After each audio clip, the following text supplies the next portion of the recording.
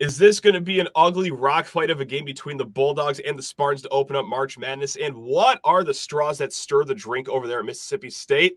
Let's talk about it. You are Locked On Spartans, your daily podcast on the Michigan State Spartans, part of the Locked On Podcast Network, your team every day.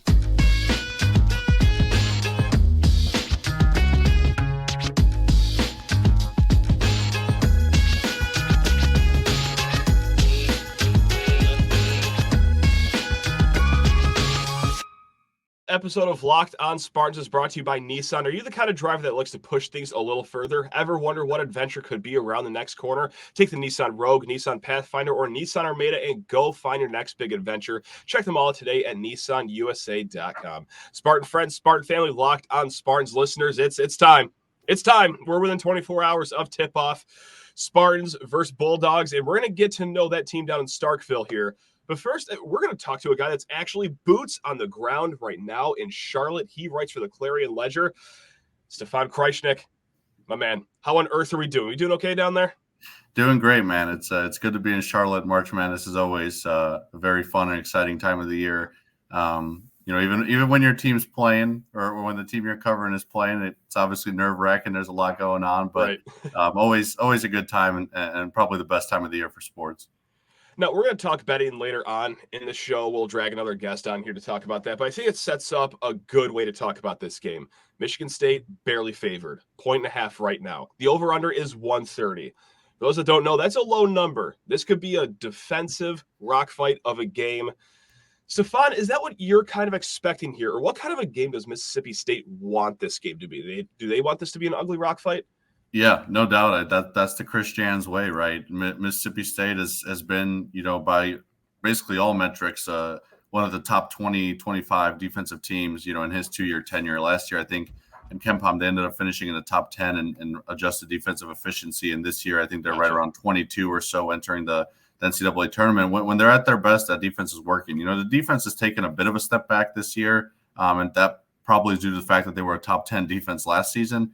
But we saw in that SEC tournament last week the win against LSU and especially that win against Tennessee, when that defense is playing the way that they are and they can slow the game down and they're controlling the tempo, they have a good chance of winning games. They did a good job of that against Auburn too, but it was a tight game. They ended up losing in the semis of the SEC tournament. A lot of that was probably due to the fact that it was their third game in 3 days, right? But gotcha. When it comes to this defense, that's how they want to play it. They want to slow it down. They want to make it ugly. What's interesting is when you're playing SEC teams like a Tennessee and Auburn, some of the teams that Mississippi State has beaten this year, slowing down usually plays in Mississippi State's favor.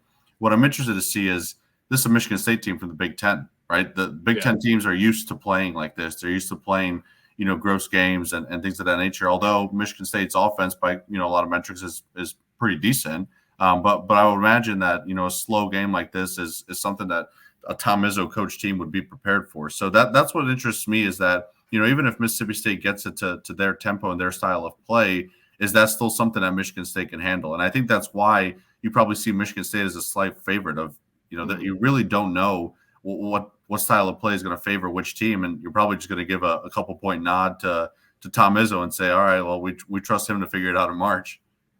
And we've talked about what we've been calling it the big three over here for Mississippi State: Cameron Matthews, Tolu Smith. But let's start with true freshman point guard Josh Hubbard, just 5'10", just a 3-star out of high school. But my God, this guy's one of the best players in the SEC already. What is his game? How does he get his on the court?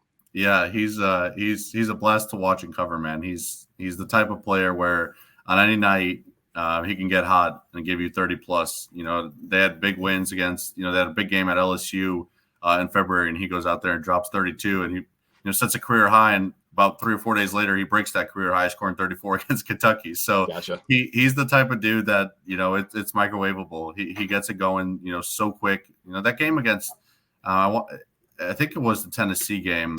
And could be wrong here in the SEC tournament. He starts off, 1 of 11 from the field or something like that. He ends up making 5 of his last 6, and Mississippi State ends up blowing out Tennessee. He's just that type of guy that he's so quick, right? He's an undersized guard, and he's kind of been that his whole life, and it really hasn't fazed him. I've talked to his dad a lot.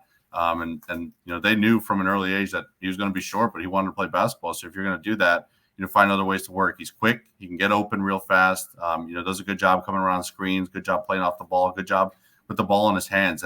And he's hard to defend because there's not really a limit to his range, right? I mean, he's got a quick release. So it's like, okay, he has a split second of open space. He's going to make a three-pointer because he's just that difficult to defend and just needs that little time, to find an opening. So I don't envy the coaches who have to prepare, to game plan against him, because he's played against some of, guys like Rick Barnes and John Calipari and some of these elite coaches in the SEC, and especially elite defensive coaches in the SEC. And he's, gotten out and got his. It takes so little time for him to get open because he's so quick.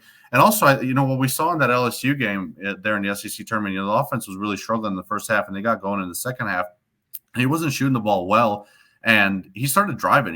Teams, you're so inclined to defend a three-pointer on him that, defenders were coming up on him. He was pump faking and going right by them and either, hitting the floater or dishing off to an open teammate. So he's actually really potent too when he's driving towards the basket, just because he's got such a smart, basketball IQ of knowing what to do with the ball. So that he can score on all levels. He's a great free throw shooter. I mean, it's for a freshman, like you said, who wasn't, one of the most highly rated players, in the country.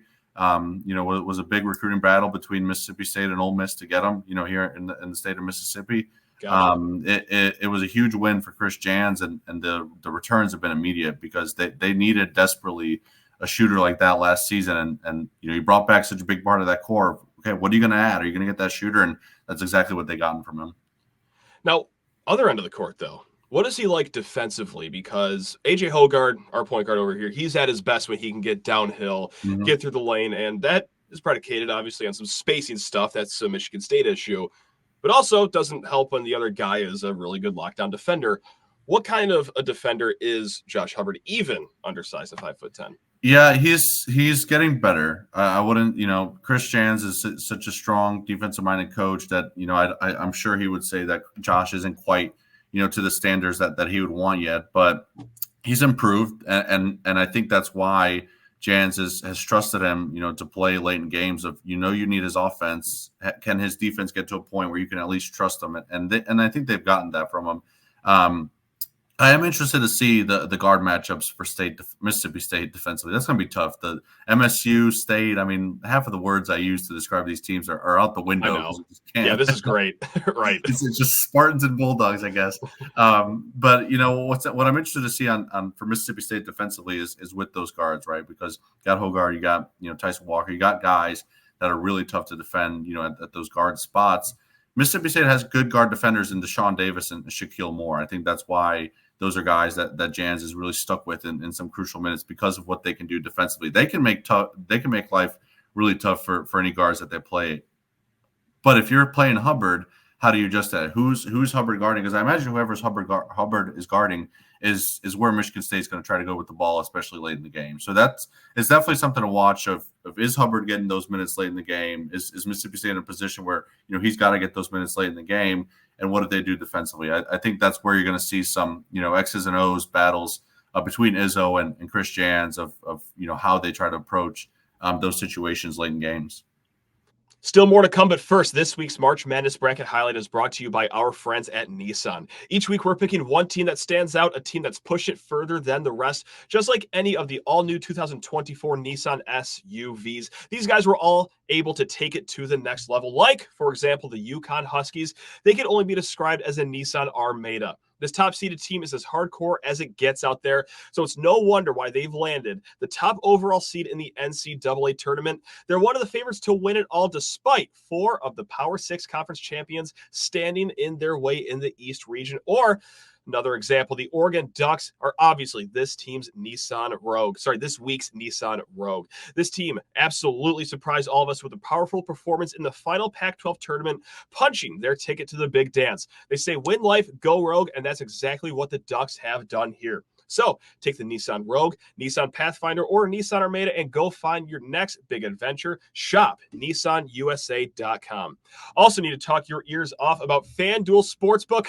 Oh, you know that I will be glued to my phone, and odds are FanDuel is going to be the app that is open. We're talking America's #1 sportsbook.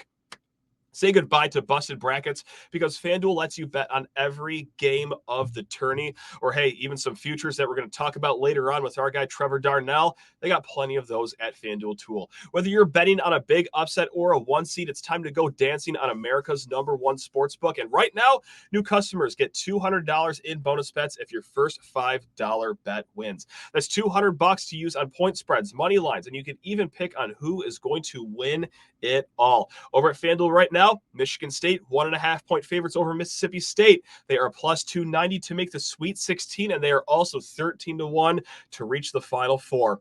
You want them to win the national title? You're feeling good about it. 60-1 right now is their most updated odds on FanDuel. Subject to change, of course, but just visit FanDuel.com/lockedon and bet on college hoops until they cut down the nets. And moving down to the low block, Tolu Smith. 15 points, 8 rebounds. As a Michigan State fan, I don't like seeing that because even those average of big men can have career days against Michigan State. It's not great in the front court over here. But I was reading a piece that you had in the Clarion Ledger, and you pointed out that Tolu Smith, actually in the last 5 games, he's kind of been faltering a little bit. Why is that? Has he just been going up against absolute juggernauts defensively? Is it something different with him? Or is this a struggle that us Spartan fans, can be a little excited about over here? Yeah, I think it's definitely it's a mix of both. I mean, you're playing in the SEC, you're going to go up against some tough bigs. I mean, the other day he was playing against Janai Broome at Auburn, and they were battling in the post. There was like a heavyweight match down there. So there have been some tough matches, but it's just been this weird stretch of he's not the type of guy to turn and dunk on you. He's not this is an Indiana guy here making a comparison. He's not a Trace Jackson Davis that plays above the rim or something like that, or even a Khalil Ware that plays above the rim. He's more of a finesse guy in the post. He's got really good footwork. He's got really good patience in the post. I mean, he'll make moves where defenders they're hesitating, and then they finally jump, and he goes around and gets an easy layup. But he's missed some easy layups at the rim. I mean, he's like 6'10". He gets up there, he's right at the rim, and he goes to lay it up, and it just doesn't fall. And it's really perplexing, and none of us can really figure out why that is. He's had an injury history, and maybe that's why he's not the type of player to go up and throw down an emphatic dunk like that. He's not the most athletic guy like a Cat Matthews is, who really plays above the rim. So we'll see what version of Tolu shows up. I think the biggest thing is he doesn't need to be a guy who scores 20 points for Mississippi State. I think playing against Michigan State is an opportunity for him to put up, a 20-point night just because of some of those struggles that you mentioned. So he doesn't necessarily need to do that. What's important for him is just getting some shots early. He hasn't been scoring in the first half of games. And if he can just get a couple shots early, draw that defense in, now you're opening shots for Hubbard and Shaquille Moore and DJ Jeffries and guys like that who can knock down some three-pointers for you. But it's made life tough for guys like Josh Hubbard because defenses can say, all right, we'll go one-on-one with Tolu if he's struggling, especially in the first half, and we'll commit to covering some of those guards, out there like the Josh Hubbard. So he's got to get going early. He's got to make that defense a bit uneasy and start doubling him so he can pass out and find some open guys. It's crucial to get him going early for Mississippi State. And there's one third player that I wanted to point out here, not for his offense, although Cameron Matthews, he's fine, like offensively on paper at least. But SEC all-defensive team at 6'7", 230 pounds, what makes him a great defender? Is it that he's versatile and can defend all around? Is it just that he's this big linebacker of a player down low? Or what makes him great on defense? What makes him great on defense is you could probably play him at tight end. You could probably play him at linebacker or defensive end. He's maybe the most athletic guy that I've ever had the chance to cover. He plays above the rim. If you're listening to this, go look up his dunk against Tennessee the other day. It was quite the dunk, one-handed dunk too. He's athletic, man, and he's just so strong. There's going to be plays where he's going to get the ball at the top of the key. He's not a shooter, right? He's not a threat, outside the paint. And he's going to get the ball and he's going to drive, and a defender will be right on him, and they'll get to the rim, and a defender will hack him, and he'll just finish right through it. I mean, he's that strong that fouling him doesn't even slow him down. He's an athletic specimen. That's really hard to defend when he's going downhill. And then defensively, for a guy of that size to have the footwork and the agility that he does is really impressive. He can defend a guard. If there's a switch and he's on a point guard, you can trust him. If he has to defend a 5, you can trust him. He's one of the more versatile defenders, maybe the most versatile defender that Mississippi State has, just because of that athleticism and agility and speed and quickness. He's kind of got all those tangibles from a player that you look for, and you say, if he had a decent outside shot, he'd probably be an NBA prospect because of that athleticism. Now, obviously, the game is so you got to be able to shoot a 3-pointer or at least have something of that nature to be an NBA guy right now. But he's just been everything that Mississippi State's needed, and he probably deserved all SEC defensive team the past couple of years. He didn't get it, but he's got the blocks and the steal numbers this year to be on that team, and I think most SEC coaches would tell you that preparing for a guy like preparing your offense to play a guy against a guy like that, Jesus, is definitely a head case. Do you have just one overall key to the game? Obviously, there's a lot. Me over here, I've been saying, hey, one of you 23-year-old guards that we have on our team, either AJ Hogarth, Tyson Walker, if you could just slow down Josh Hubbard, that'd be nice. We'll take that over here in East Lansing. But is there one overall key that is even bigger than the rest for you over there? Yeah, just for the sake of not repeating myself, I would say that the most important key is probably getting Tolu Smith going early. But since I mentioned that earlier, I'd say another big thing is which one of the guards alongside Hubbard is going to knock down a few shots. There was a stretch in February where Shaquille Moore was the one who couldn't miss. He was hitting every 3-pointer that he saw. And now the most recent stretch, Deshaun Davis has been really good. For Mississippi State and knocking down some 3-pointers when they need them. So you know what you're going to get from Hubbard. He'll go out there and give you 20 plus. Can you find another guard to knock down a couple big 3-pointers? And I think that's going to be a huge thing, because whichever guard that is that emerges that shows that he's going to have a decent offensive night is probably – you trust them both on defense. Between Shaq Moore and Deshaun Davis, you trust them both on defense. Okay, who's going to play those crucial minutes against Mississippi or Michigan State late in the game alongside Hubbard is whoever's going to be showing you that they can give you something on the offensive end as well. So keep an eye on those two guys. If one of them knocks down a couple shots early, it could be a guy that you see late in the game, trying to slow down some of those Michigan State guards, but also providing something offensively. And like every good talking head show, got to end on this prediction. What do you got, Stefan? What do you got over there? I predicted Mississippi State to win a tight game. I just think, the matchup, I think, plays in their favor of being able to get Tolu Smith going early. When he's clicking and the defense is clicking, they're a really tough team to slow down. And I think in terms of matchup, this is a decent draw for them. Now, what I will say, and the reason I hesitate, is because I'm, a Big Ten grad, went to Indiana, and I know what I know the Rostinism of what March means to people in green and white. So it's really hard to pick against Izzo. But I think I give a slight edge to Mississippi State right now just because of some of those factors I mentioned earlier. Let's take it even further. How far do you have Mississippi State going?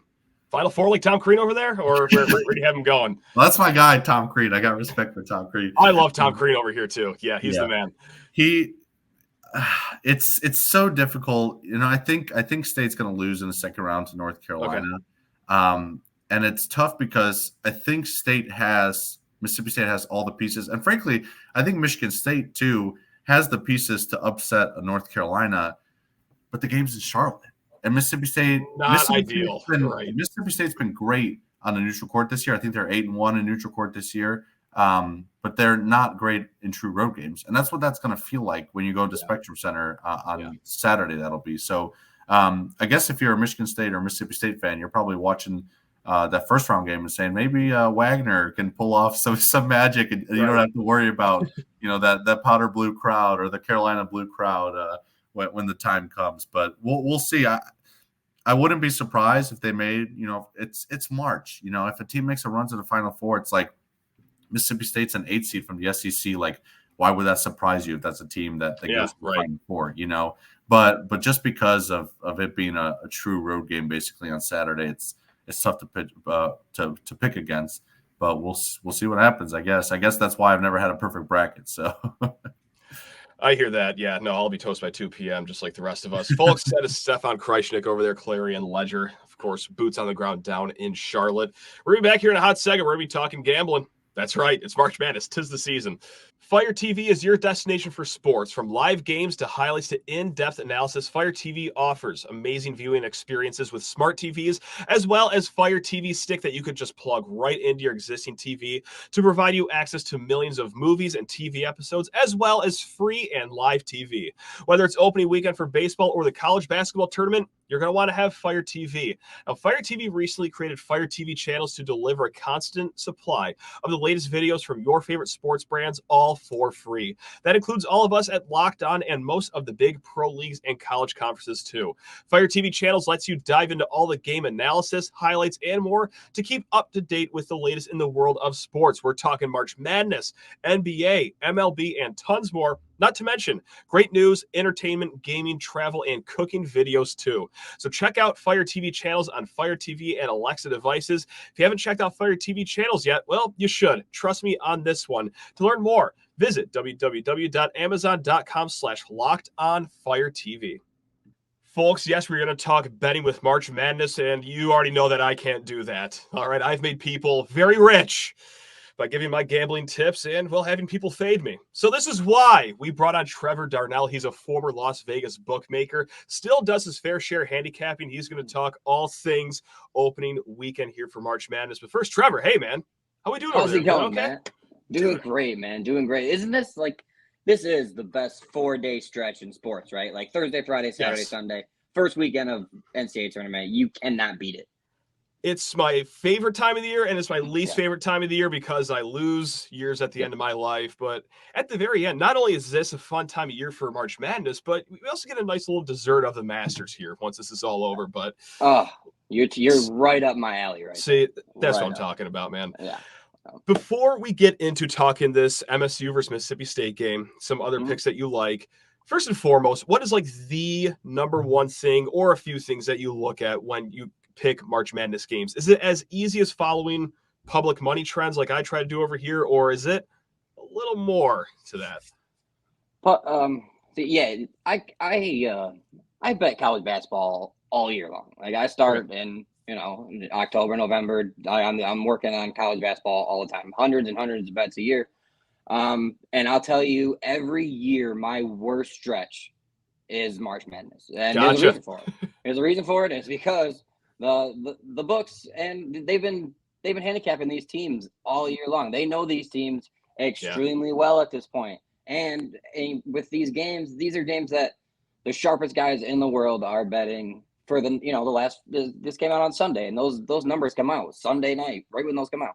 So now when the time these games kick off, these games have been getting bet for 4 or 5 days in a row. Once you get these sharp guys betting for 4 or 5 days, these numbers are pretty on point. You're not going to see too many numbers that are off for the wrong team's handicapped as a favorite, stuff like that. You're not going to see that stuff like you do in the regular season. So yes, don't get your hopes up too much with betting March Madness. It is unbelievably difficult, but I mean, it's still so much fun. I'll keep crawling back every single year and making my donations to FanDuel We all Sportsbook. will. It's Absolutely. great. Like the sucker I am. Oh yeah. The line has been pretty consistent on this game. I feel like ever since opening to when we're talking right now, Wednesday afternoon, it's been -1.5, Michigan State barely favored. Do you like a side in this game, or are you a little hesitant to even pick one or the other here? Based on the numbers that I have and I've ran all year, Michigan State is the play. And honestly, it's not really that close. I actually have Michigan State like 4.5, 5 points better than Mississippi State. Wow. I do. I will bet it. Obviously, as we've watched Michigan State all year, you can't just run based off of what your numbers tell you. You just can't, because they haven't been following through. They just haven't. This is a team that doesn't have, obviously, the center position a mess. But Mississippi State struggles to shoot free throws. Yeah. They struggle to make free throws, and they shoot a decent amount of three-pointers that they don't necessarily always make. I think this is literally the 2008 Michigan State team, 2007 Tom Izzo team. They're both that. You're looking at a game that's going first to 55.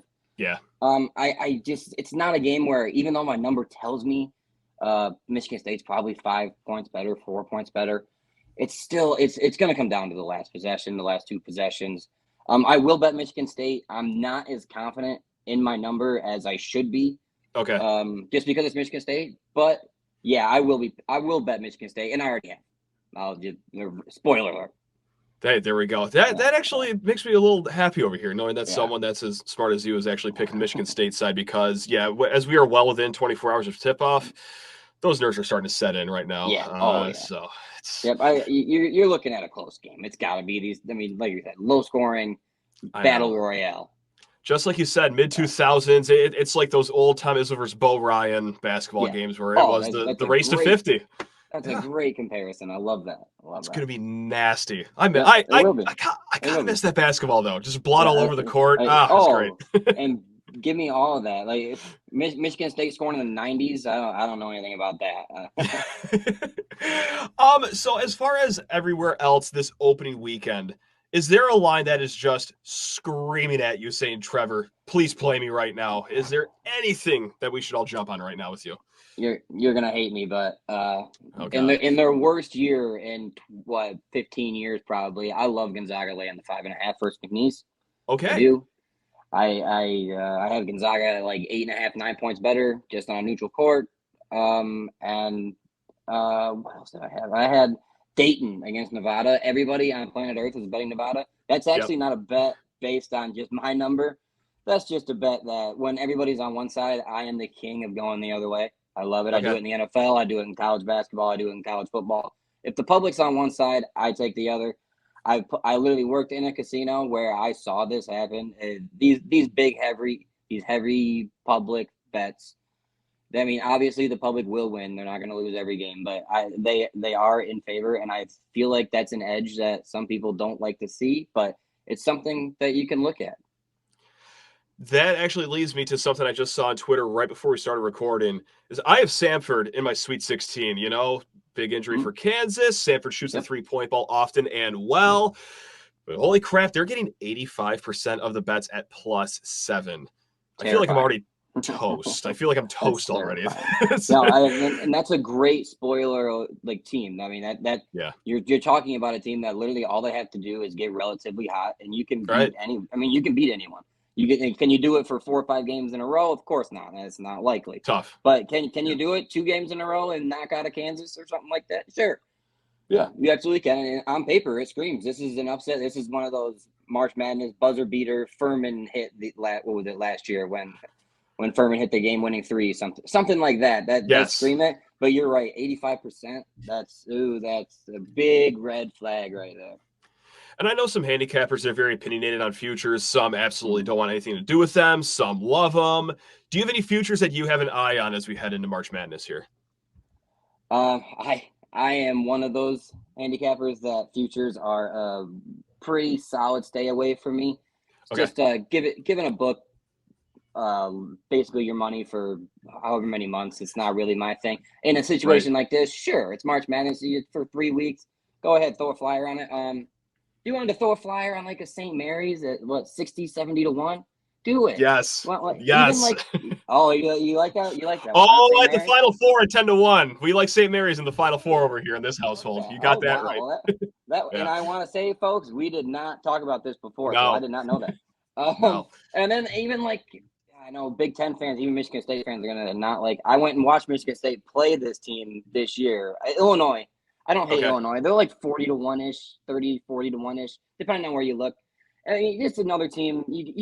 We saw them how well they can play in the Big Ten tournament. They're hot right now. If you can stay hot, sure, you can make a really big run. But we also got to remember, something like even what happened with Gonzaga last year. I mean, UConn last year. Apologies. Being the 5 seed, I think they were last year, winning the whole thing. That's rare stuff. Those teams don't really do that. I mean, almost on a yearly basis. It's the national title winner is a 1, 2, 3 seed. So taking a flyer on a 60, 70 to 1 to win the whole thing is really tough. I know books nowadays will give you odds on a team to make a Final Four instead of the whole thing. If you wanted to do something like that, you could. I'm not into a lot of futures, props, all that stuff. I'm really traditional gambler. I'm sides, totals. That's pretty much it for me. But yeah, I mean, teams like that, absolutely. I mean, like I said, St. Mary's, you want to make a flyer right there? Instead of doing the 65 to 1 that they are, like I said, you said you have them in your Final Four.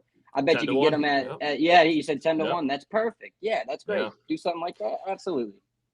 So you bet smart. You just do the sides, you do totals, because the sucker bets, the parlay bets are for people like me, Trevor. I'm going to walk you through something I have right now. I have all 4 of these teams making the Final Four. I got Kentucky, St. Mary's, Auburn, and Purdue at plus. What number is that? 13. It's a high number. It's $2.50 to win $3,437. That's right, $2.50. You can tell I'm a huge bettor over here. Wow. That's immortal luck, right? I should start spending that money right now. Like that's in the bank. I would say, I mean, you might as well start putting more money down on the house after that one. See, that's what I'm saying. That's a guarantee. Yeah. There we go. Where could that go wrong? And a Michigan State guy picking Purdue. I love it. Wow. I do a lot of happiness hedging over here. Like if I got to see those jerks win over there, at least I'm going to be paid for it. And then just, string together those other 3 legs of that parlay. I mean, that's a mortal lock. So I was going to say, the Spartan fan of me, if I have to watch Zach Edey win the whole thing, I might not watch college basketball anymore after this. No. Well, that's why I have so much money on FanDuel to spend, because I put a lot of liquid assets on Michigan winning the national title, because if I had to see them win national title, I wanted to be paid handsomely for it. So I got a little bit of a bit of a payday on that one as well. I hated it. I wanted to lose that money, but now I can make a lot of these $2.50 bets as we go into March Madness and lose every single one of them. Trevor, I cannot wait. It's the best time of the year, man. Yes, Trevor, this was absolutely awesome. I'm already going to plan on dragging you back on here at some point, whether it's the off season, college football season. But this is a delightful chat, man. Really do appreciate you. Absolutely, man. Whenever you want, I'm always down to chat. Love it, folks. Between now and the next time we see each other, Michigan State will have played a basketball game, and I know that we have not talked about hockey, gymnastics, or women's basketball. We'll also get to all 3 of those sports at the end of tomorrow's show. But we're going to break down the game with Carter Elliott. Until then. Oh, God, we could do this, guys. We could do this. Love you all. Go green. Oh, God.